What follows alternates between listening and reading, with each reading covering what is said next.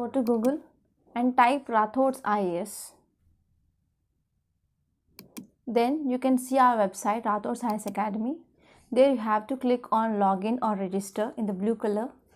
So if you have not registered yet, you have to click on do not have account and fill the details. So once you have login, click on the courses. There you can see course list. And in this course list, you can see wide range of courses. Hi, this is Usha. Welcome to Rathod's IAS classes. Today in this lecture, we are going to see the current affairs of 24th May 2022. So let's get started with our discussion and let us try to see today's quote. So today's quote is about integrity. Okay, integrity, insights and inclusiveness. So actually these are three essential qualities of leadership. So I think you might have studied about foundational values of a civil servant in your ethics. That mainly comes under your chapter 3, that is attitude and foundational values. So here leadership, it is also one of the important value that a civil servant require. So whenever you are writing any answer regarding this leadership, or whenever you are addressing any case study regarding this leadership, yes, you can quote this. Okay. So quote here is integrity, insight and inclusiveness. They are three essential qualities of leadership. So this quote which is mainly given by Sadhguru. So please try to prepare the quotes regarding this ethics as well as. And now let us try to say first topic, it is regarding higher education in India.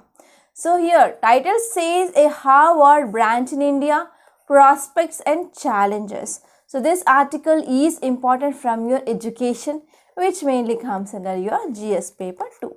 So now let us try to understand this topic in a very great detail. So if you are talking about why it is in news, so actually what happened in India after half a century of keeping its higher education doors closed to foreigners. So for foreigners here, India which mainly closed doors for this higher education. So because of this, we need to focus on higher education in India, especially we need to focus on foreign universities. So here we are mainly focused on the traditional orientation to Swadeshi, and that has characterized of much Indian thinking. So at least if you are talking about higher education, which is mainly changing nowadays. So the wide ranging of this National Education Policy 2020 and this National Education Policy which mainly promises higher education reforms in many areas. It mainly talked about even internationalization. It is one of the prominent reform which mainly talked by this National Education Policy 2020. So apart from that, so yes, if you're talking about foreign policy of India, it is a guiding principle, right? So in this guiding principle, we are mainly using this soft power. Okay, so here we are mainly focusing on strengthening of India's soft power even through higher education collaboration, and we are trying to bring up many ideas, new ideas and institutions from abroad, and finally we are focusing on some reforms in higher education and we want best practice, okay, in our Indian higher education. So if you're talking about new thinkings in India, for example, recent British Prime Minister, he visited India in April 2022, and in this meet they mainly said that they are going to have some academic collaboration between UK and as well as India. So in this visit of this British Prime Minister to India, he mainly made a visit to this innovative Gujarat Biotechnology University, and in this context they mainly talked for academic collaboration. And apart from that, this Gujarat Biotechnology University, it is also an example for new models of international academic partnership which are emerging in India. So it is one of the example that you can quote, that is the Gujarat Biotechnology University. It is one example for new models of international academic partnership. So actually it was established by Department of Science and Technology of Government of Gujarat, and they came up with partnership with University of Edinburgh, okay, which mainly assess this biotechnology university, especially in developing some strategies regarding teaching, learning, research, innovation and quality assurance, etc. So if we're talking about currently India does not allow the entry and operation of foreign university branches campuses in India. But here this National Education Policy 2020, it is one of the turning point for entry of these foreign universities into India, and it also recommended that foreign universities, they ranked top 100. Okay, they mainly ranked top 100 category to they can be allowed to operate in India. Okay, so this is about this reforms under this National Education Policy. So till now we didn't allow here this foreign university or foreign campuses that are going to run in India, but this National Education Policy 2020, it is mainly focusing on reforms in India, and one important reform here is internationalization of this higher education, and also allow entry of foreign universities. Okay, entry of foreign universities into India. So which are the universities which are allowed? That is top 100 category universities. They will be allowed to operate in India, and that too under some realistic conditions, somewhat unrealistic conditions. So we are talking about February 2022. Even our Union Finance Minister, that is Nirmala Sitharaman, in her budget speech also, she announced about world-class foreign universities and as well as institutions. They would be allowed in a planned business district of Gujarat Gift City.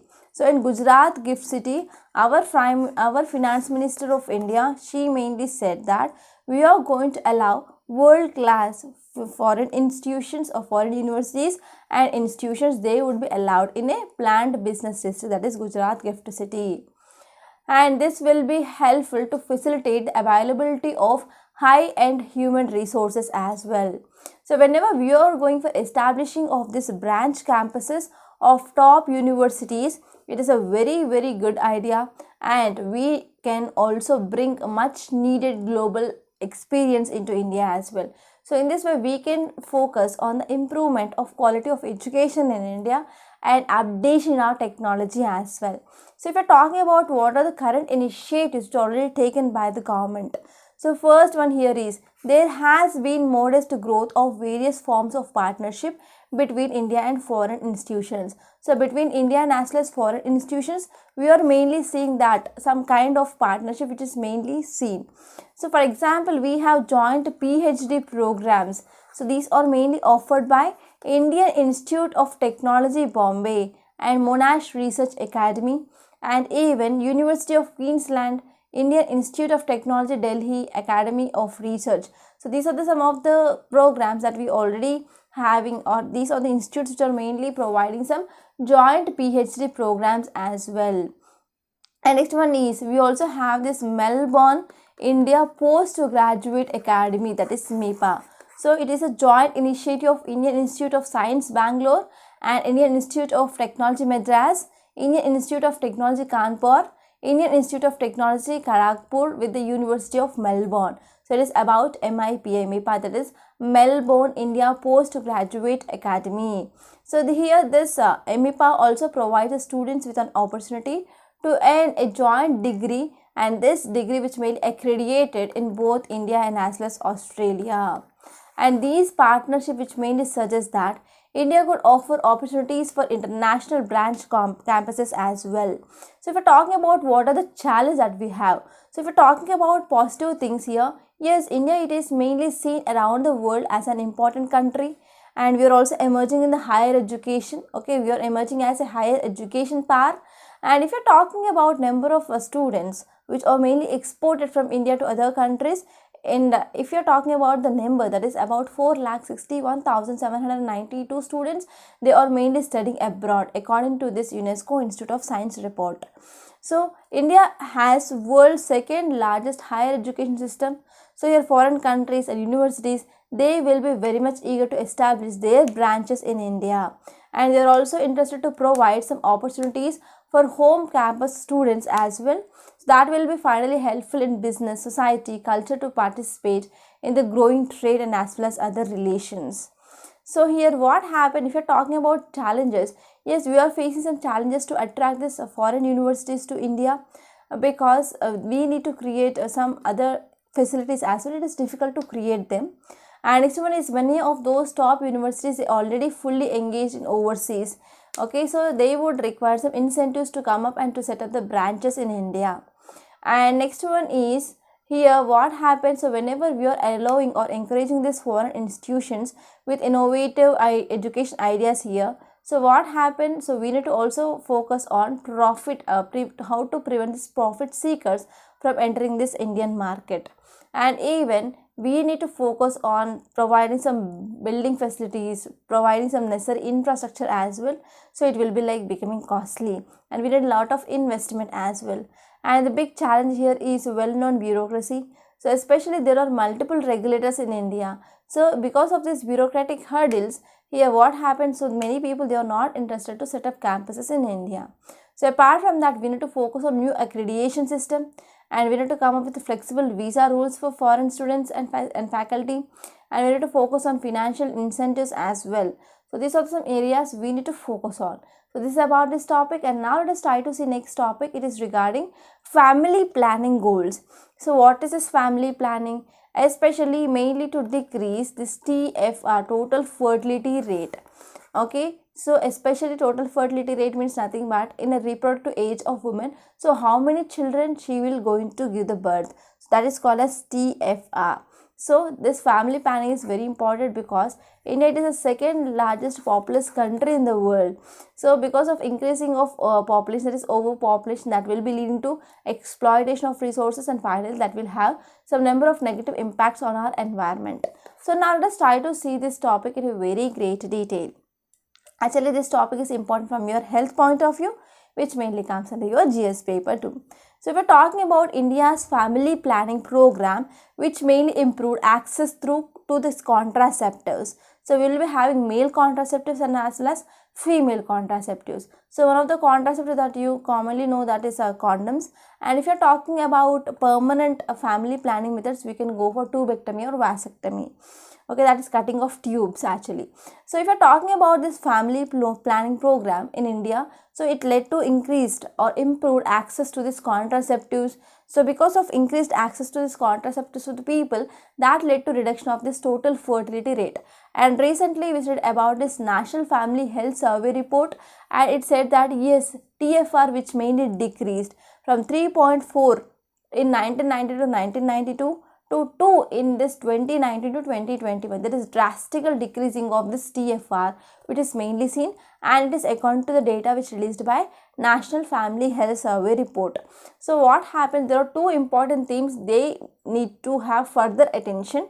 So first one here is United Population Fund, which mainly says that there is rise in adolescent childbearing. So adolescent childbearing means it is nothing but teenage, between 13 to 19 years of especially girls, they are mainly increased incidence of childbearing. They are mainly becoming pregnant in this teenage, especially in some states like Tripura and as well as Meghalaya. So especially when we are seeing there is a child marriages, in that case we can see adolescents childbearing is very much high. And the second important area that we need to focus here is impact on economic resources and access to health, and thereby influencing the choices of women and youth to make about their sexual and reproductive health. So first one here is, yes, here women should take the decision whether she is ready to go for pregnancy or whether she is ready to go for a child or not. So here how they can go for deciding whether they want a child or not. So nowadays in this patriarchal society, so decision will be left in the hands of men, not in the hands of women.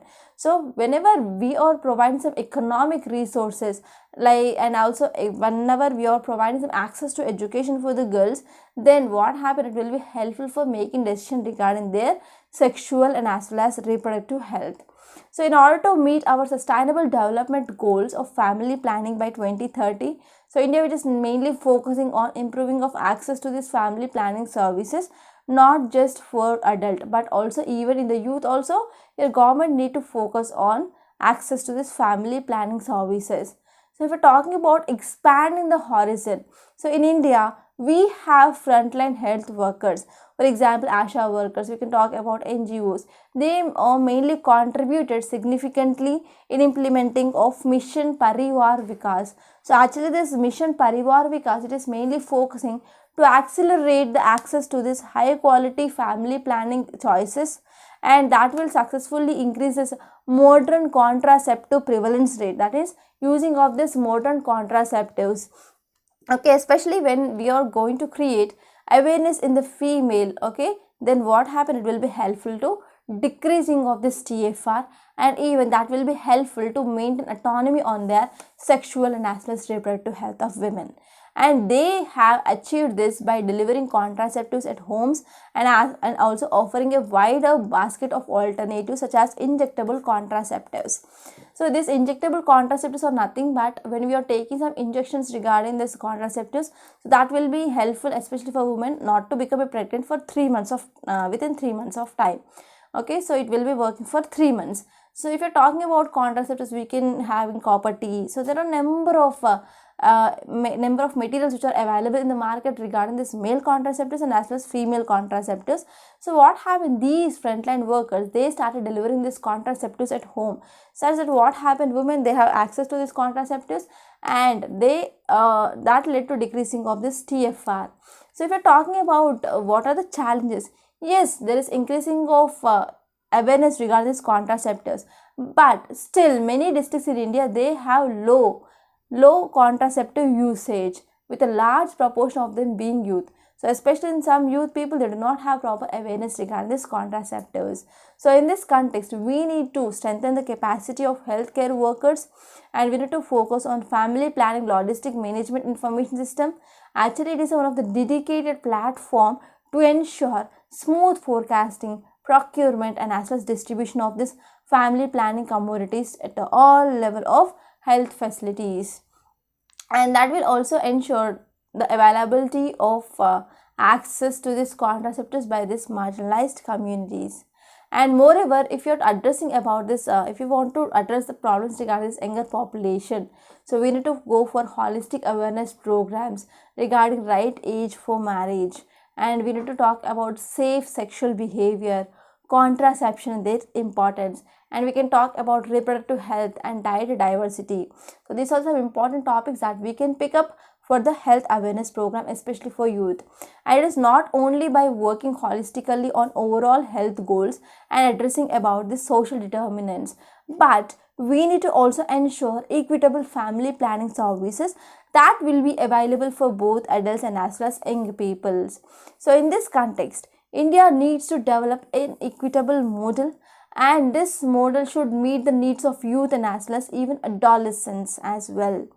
And here we need to focus on building capacity among the health workers, and here we need to address the intersectionality, and we need to engage the men in disclosure of family, public and as well as private partnership. Okay, so in this way we can improve access to this family planning services, and that will be mainly helpful in overall health of our younger population as well. So in this way here, if you want to improve the health, and if you want to focus on your sustainable development goals like health, access to health, so here we need to focus on this contraceptive as well. So because women also have the right on their bodily integrity, right? So here women should also to be part of decision making whether she is ready to go for this deliveries, pregnancy or not. Okay, so here whenever we want to improve the health of younger people, so especially whenever child marriage is happening, whenever a girl, she is entering into this pregnancy and deliveries very fast, means it will be having some impact on her mental health and even physical health as well. So if you want to promote the overall health of your younger population, yes, you need to focus on this family planning services. So this is about this topic, and now let us try to see next topic. It is regarding cryptocurrency, the cryptocurrency price fall. So this article is important regarding your GS paper 3 under economy. So now let us try to see this topic in a very great detail. So if you see context, it mainly says that, so one of the most dominant cryptocurrency that you know is Bitcoin. Okay, so Bitcoin price had been decreased by 50%. Okay, so all time high price of this Bitcoin, it is like 68,000 rupees, $68,000. But this price of this Bitcoin, which had been fallen 50%. Okay, so what happened? So just if you're talking about the price of this Bitcoin, in fact lost a fourth of its value in last 30 days. In last 1 month, the price of this Bitcoin had been decreased drastically. So now let us try to see what is this cryptocurrency. So this cryptocurrency is nothing but an encrypted data. Okay, so it mainly denotes a unit of currency. So cryptocurrency, which mainly denotes a unit of currency. So cryptocurrency, it is a form of payment. It is a form of payment that can be exchanged for exchange online, that can be used for purchasing of goods and as well as even to get services. So many companies, they have issued their own currencies. So those currencies are called as tokens. Okay, they are called as tokens, and these can be traded specifically for the good or for the goods or service and that company which mainly provides. So whenever that company which is mainly provide any goods or services, so what are the tokens they are giving, they can use their tokens for the buying of those goods and services. Okay, so this cryptocurrency, which is mainly called as which is mainly present in the cloud, and it does not attain any physical form, but it will be having a digital value, and it can be used for digital equivalent of cash in a steadily increasing number of retailers and as well as other businesses as well. And this Bitcoin, which was the first cryptocurrency that was ever created. So if we're talking about how this blockchain technology which mainly works, so if I want to send money to so and so person, the transaction is representing online. So this transaction is called as a block, and the block is mainly broadcasted to every party in the network. And after that, what happened? So those in the network, they approve this transaction, which mainly says that this is valid. And after that, there will be the blockchain which is mainly created. So block then can be added to chain, and this mainly provides incredible and as well as transparent record of transactions. Finally, here money will be transferred from A to B. So this is the method how this cryptocurrency which mainly works. And if you're talking about advantages of cryptocurrency, so there is no fraud, there is no identity of theft, and next one is immediate settlement of money, which is mainly seen, and access to everyone and as well as lower fees. So these will be some advantages of this cryptocurrency. So we're talking about the reasons why there is a fall of this cryptocurrency prices. So first one here is, so if you're talking about geopolitics, so due to this Russia-Ukraine crisis, that led to mainly disruptions in our global supply chain. So because of this, that led to decreasing of the value of this this Bitcoin. And next one here is Bitcoin value also got impacted by the fate of stable coin called as Terra USD.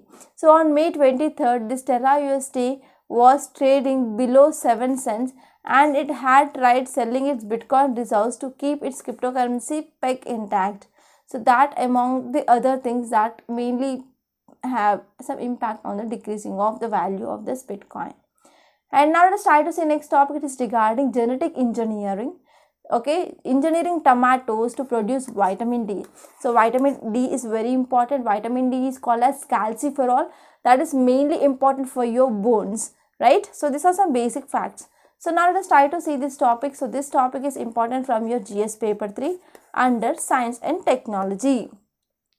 So if you see context, it mainly says that, so recently World Sustainable Development Goals, that is SDG 2, which mainly talks about eradicating hunger, which is mainly saying that it is mainly depressing to say the least. So recently estimates according to this 2020, which mainly says that about 690 million people, they mainly make up close to 8.9% of our world's population. They are mainly hungry. So here what happened, recent report of 2020 which mainly says that about 690 million people, they are mainly hungry, and they mainly constitute about 8.9% of world's population. And this number which is mainly going to be increased by 60 million in the preceding 5 years. In the next 5 years, so this number is going to increase by 60 million. So if you see some details, it mainly says that yes, there are many ramifications that is mainly seen in our society regarding hunger, and an important part of it is micronutrient malnutrition. So especially children, they are facing this micronutrient malnutrition. So here we can use the terms especially, which mainly caused by deficiency of vitamins, minerals in their diet. So this is particularly a problem in the developing countries, and the numbers of those who are suffering from so-called invisible hunger is huge. So invisible hunger, it is also called as hidden hunger. So hidden hunger, it is because of deficiency of micronutrients. Okay, so here we are mainly using some terms for deficiency of vitamins, minerals, etc. It is called as hidden hunger. Okay, so some methods of combating here, it is we can provide some micronutrient supplements, especially in the form of tablets or any capsules, right? And we can go for enhancing of these micronutrients even in some food products, especially when we are going for this food processing thing. And there is also the route of genetically modified crops to produce this biofortified leaves and as well as fruits. Okay, so we are also having a route that we can go for genetically modifying plants and we can produce some fortified leaves and as well as fruits. So here recently this study which mainly published in this Nature Plants. So here it is mainly focusing to address this vitamin D deficiency. So here they mainly said that we can go for genetically modeling of this tomato, that is Solanum lycopersicum, and these plants. Okay, so whenever we are using these plants, so that the fruit contains a significant amount of this provitamin D3. So actually this provitamin D3 is a precursor from which humans they can make this vitamin D. So here recent study which mainly published in the paper, that is a Nature Plants, and it is mainly focusing on this vitamin D deficiency. So this vitamin D which is mainly produced from this genetically modified microorganism, genetically modification that we can use in this tomato, that is lycopersicum. Okay, lycopersicum, it is a scientific name of this tomato.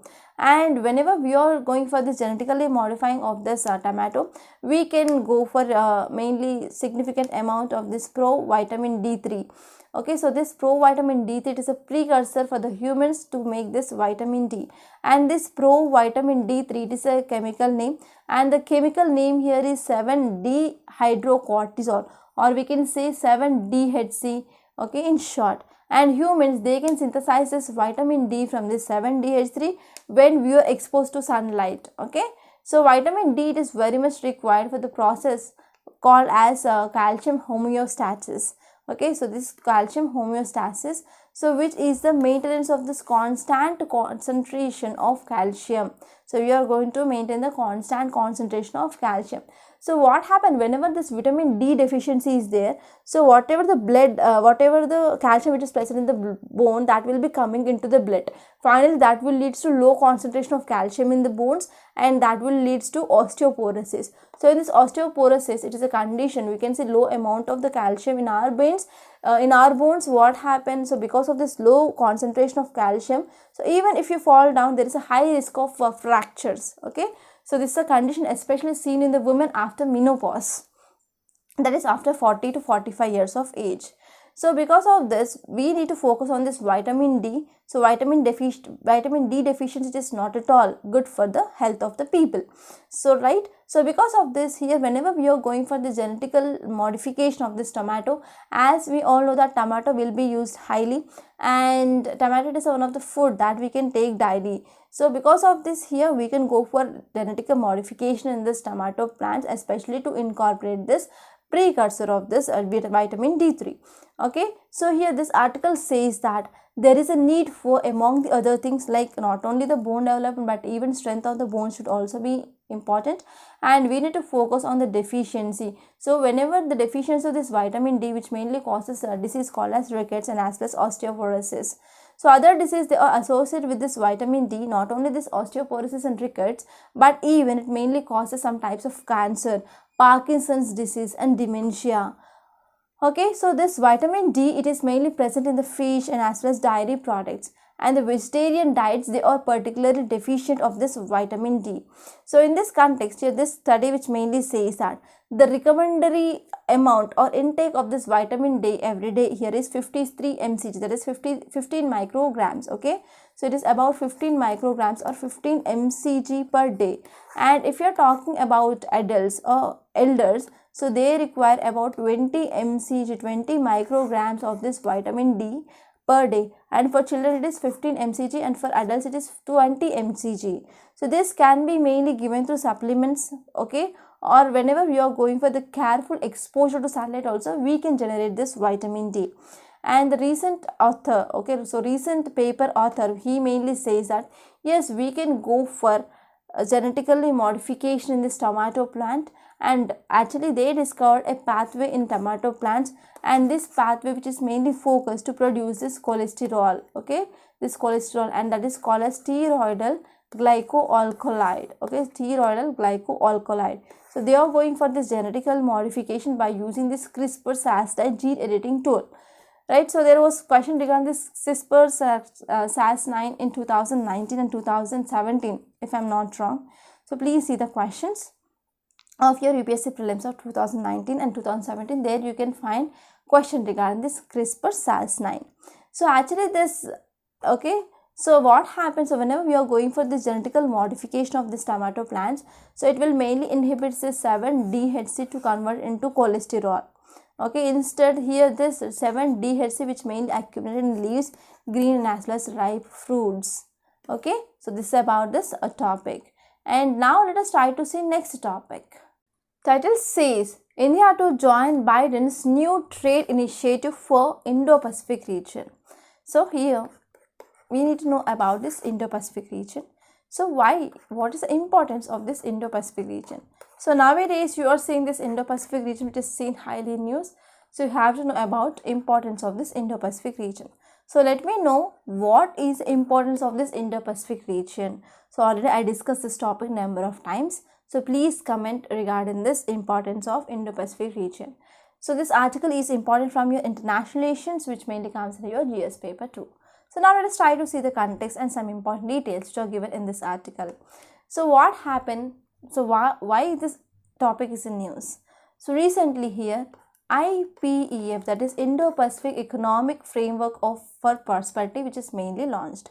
So here in this context, India which mainly signaled its readiness to be the part of a new economic initiative. So actually this new economic initiative which mainly led by US, okay. So our Prime Minister Narendra Modi, he joined US President and Japanese Prime Minister and also leaders of 10 other countries, and they mainly participated virtually in this new economic initiative. Okay, so if you're talking about details, it mainly said that so the negotiation for this IPEF will begin on Tuesday, and if you're talking about 4 important pillars, so first one here is they mainly focus on trade. Next one is supply chain resilience. Next one is clean energy and decarbonization. And next one is taxes and anti-corruption measures. Okay, climate, clean energy and decarbonization is one. Okay, so here the 4 important pillars here is trade, supply chain resilience, clean energy and decarbonization, which is also related to this climate change. Okay, so in this climate change we are mainly focusing on this clean energy and as well as decarbonization. And next one here is taxes and as well as anti-corruption measures. So these are 4 important pillars of this IPEF. So this grouping which mainly includes 7 out of 10 members of this ASEAN. So ASEAN which mainly contains 10 members. So out of this 10 members, 7 members are part of this grouping. Okay, and we have all 4 Quad countries.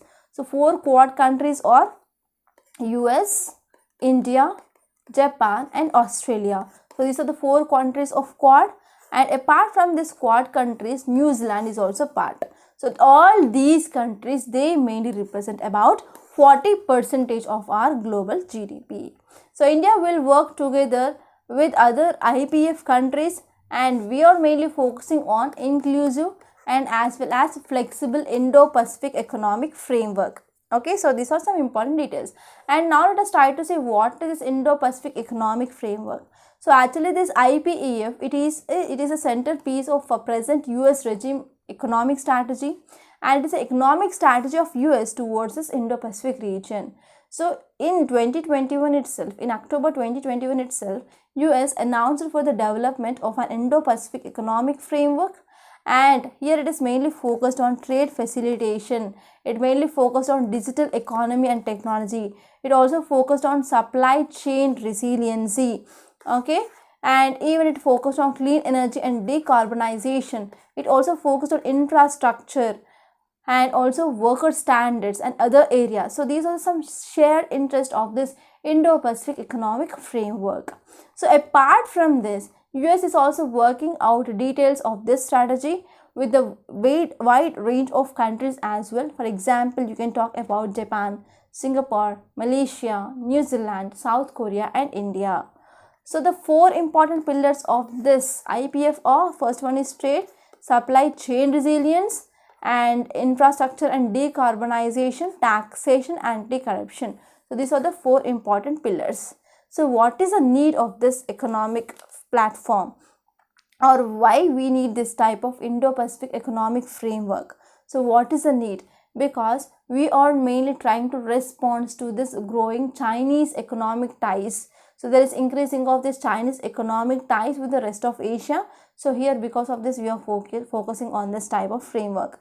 And apart from that, China, which is also now applying for this membership in this CPTPP, that is Comprehensive Progressive Agreement for Trans-Pacific Partnership, that is CPTPP. So in this CPTPP, China, which is mainly now applying to join this membership. So because of this, it is mainly affecting the relationship of US with the other Asian nations. So because of this, here US came up with this framework. And now let us try to see next topic. It is regarding ILO report. Okay, ILO report, that is International Labour Organization report regarding employment loss. So this article is important from your GS paper 3 under economy. So now let us try to understand this topic in a very great detail. So if you see the context, it mainly says that the world of work is being buffeted by multiple crises. So entire world which is mainly facing multiple crises. So this is a thing which mainly said by 9th edition of this International Labour Organization Monitor. So if you are talking about details of this report, which mainly says that, so this report which mainly focusing on significant gains during the last quarter of 2021. So here what happened, this report says that number of hours which mainly worked globally dropped in the first quarter. So the number of works which mainly worked had been dropped, that is to 3.8%. Okay, 3.8%, which is below compared to that of pre-pandemic levels, and about 11.2 crore jobs might have lost between this period. So there is a wide range of unemployment or job loss which is mainly seen. About 11.2 crore people, they lost their jobs across the world.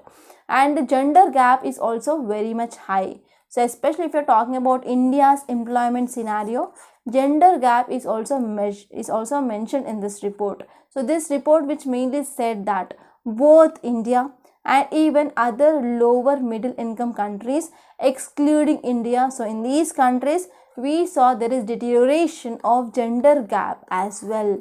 And if you're talking about this data, International Labour Organization which also told that for every 100 women at work who are working pre-pandemic levels or pre-pandemic times, so about 12.3 women, they would have lost their job.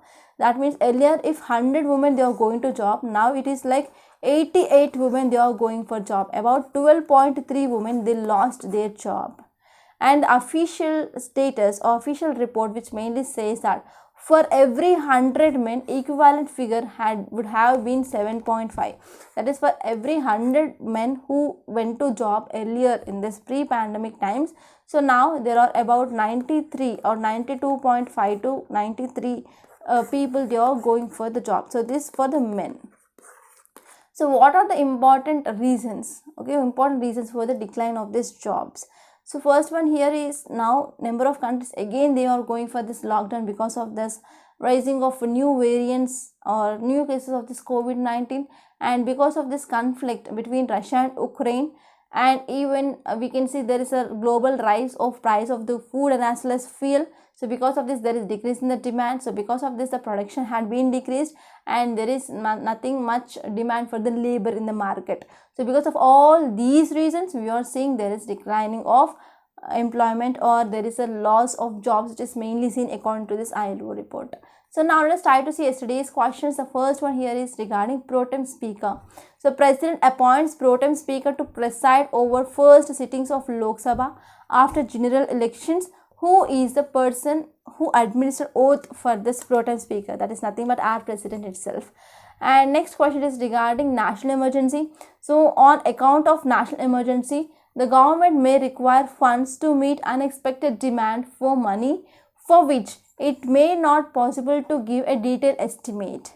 Okay, in such case, Parliament can grant money through this vote of credit.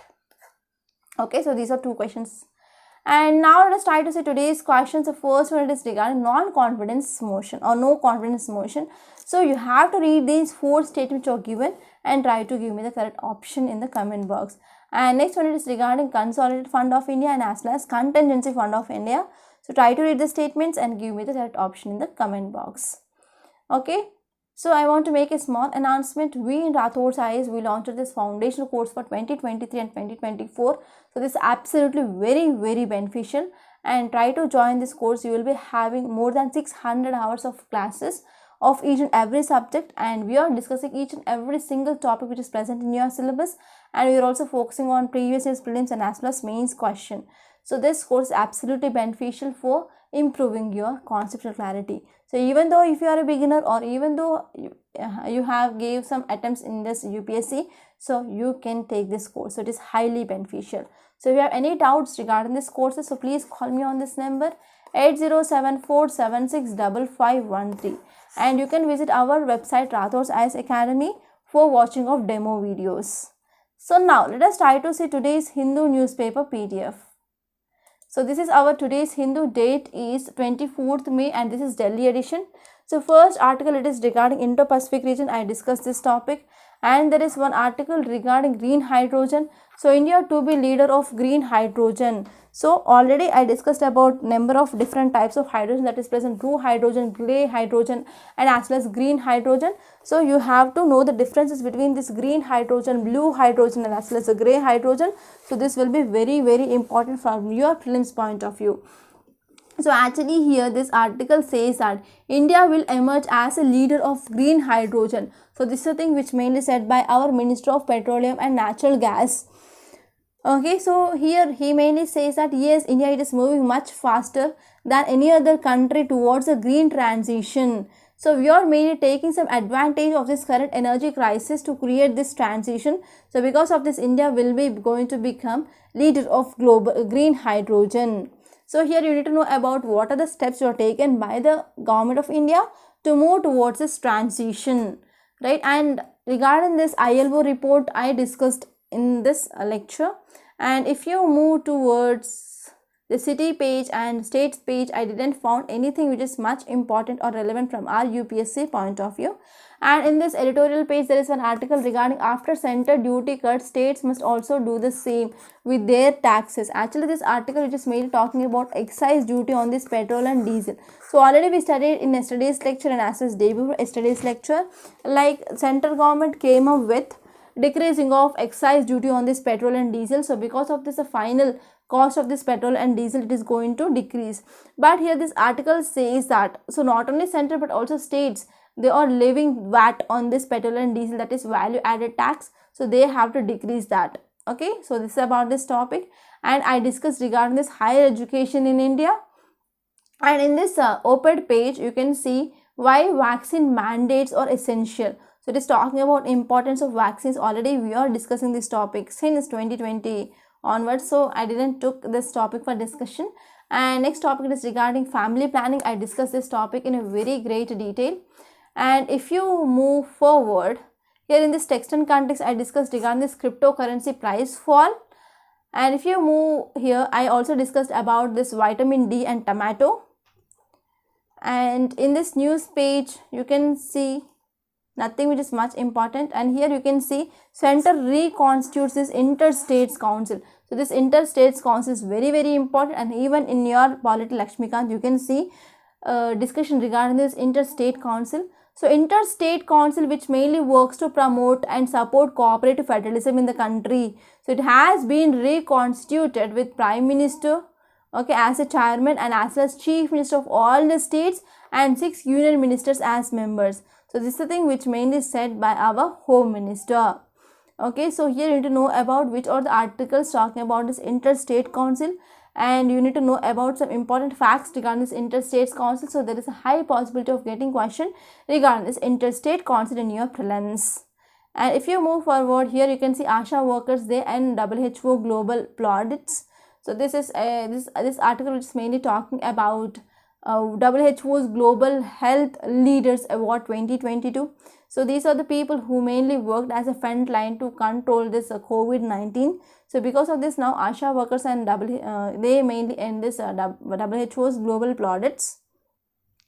And if you see, the next article is regarding a new billionaire every 30 hours during this pandemic. So this is about Oxfam report. So this Oxfam report says that during this COVID-19 pandemic, which mainly created new billionaires every 30 hours. Okay, and it is also expected that millions of people, they could be pushed into extreme poverty at the same time. At the same time, many people, they were pushed into poverty, and at the same time there are many number of new billions, they came into emergence during this COVID-19 pandemic. So it mainly talks about gender, not gender equality, but it is talking about inequality in India. Okay, not only inequality in India but also throughout the country. So this article is also talking about gender inequalities. So gender inequalities also had been deepened during this time, and there are about 13 million fewer people who are mainly having employment compared to that of 2019 levels. Okay, so this is an article which is mainly talking about billionaires and as well as poor people. It is talking about gap, okay, inequality, and it is also talking about gender inequality. So you have to go through that once.